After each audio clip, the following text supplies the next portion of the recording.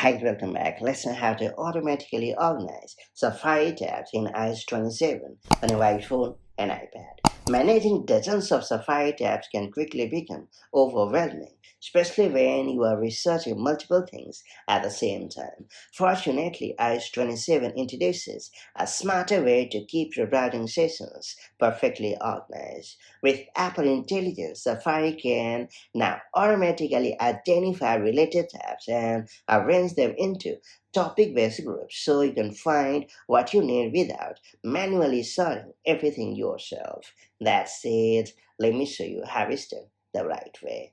So first you have to open Safari on your device, and then you have to tap on the tabs icon located at the bottom.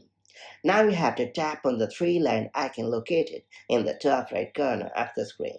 And finally, you have to ensure that automatically create topics option is enabled and you're all set. So that's how you can use Apple Intelligence to automatically organize your Safari tabs into related topics on your iPhone and iPad. Instead of spending time manually sorting a large collection of open tabs, Safari can recognize their context and arrange them into useful topic-based groups.